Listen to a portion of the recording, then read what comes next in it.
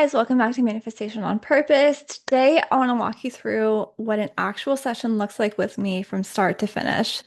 This is a composite of patterns I see often, not just one specific client, and every detail that could identify anyone has been changed. So, the shape of it, though, the way that it unfolds, that part is real. So, let's call our client today Anna. Where Anna and I started. So Anna came to me and said something I hear constantly. I've done so much work on myself. I've healed relationships. I don't react the way I used to. I actually like who I am now, but my money hasn't changed at all. I've done everything right and I still feel stuck in the same place I was 5 years ago. And I asked her what stuck looked like day to day. She said she keeps underpricing her work. She has the opportunity to raise her rates and always finds a reason not to. Every time she gets close to a bigger client or a bigger opportunity, something falls apart. She either gets sick or she second guesses herself or she just quietly lets it slip away. As she talked, one word kept showing up: small. I make myself small in meetings. I make myself small in that negotiation. I've always kept myself small. I asked her what small meant to her. She paused for a second and said, small means safe. If I'm small, nobody notices me. And if nobody notices me, nobody can be disappointed in me. I asked her who taught her that. She got quiet for a moment and then said her dad ran a business that failed when she was young.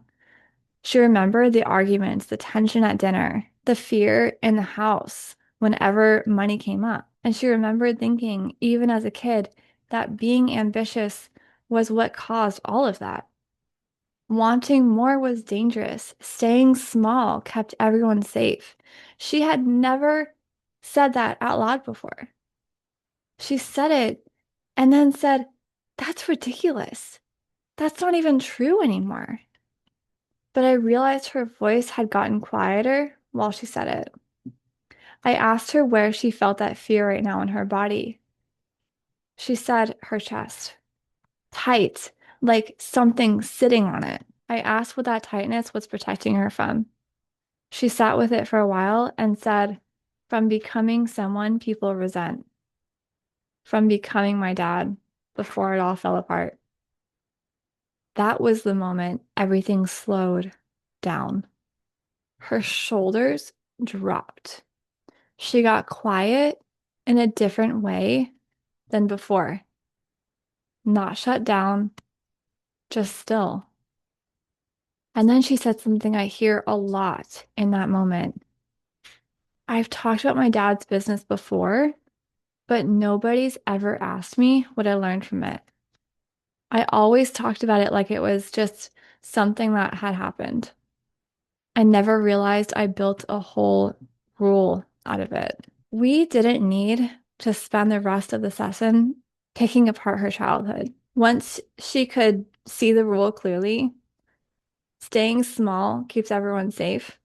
She actually could look at it and ask whether it was still true. It wasn't a decision she needed to force. It just stopped making sense to keep living by it. She didn't leave with a five-step plan. She left with one sentence: I am not small anymore. I was just protecting something that doesn't need protecting. A few weeks later, she told me she had raised her prices for the first time in 2 years, and it didn't feel like a fight. It just felt like the obvious next step. That is what a session actually looks like. No script, no formula, just following one thread until it leads somewhere real. Most of the work isn't me telling someone what's wrong with them. It's asking the question nobody has ever asked them before and letting them hear their own answer. If you heard this and something in Anna's story sounded familiar, That's usually not a coincidence. These patterns tend to repeat because they were never actually examined, just carried. So if you're ready for that kind of conversation, I would love to talk with you. Book a discovery call using the link in the description. Thank you so much for being here, and I will see you in the next one.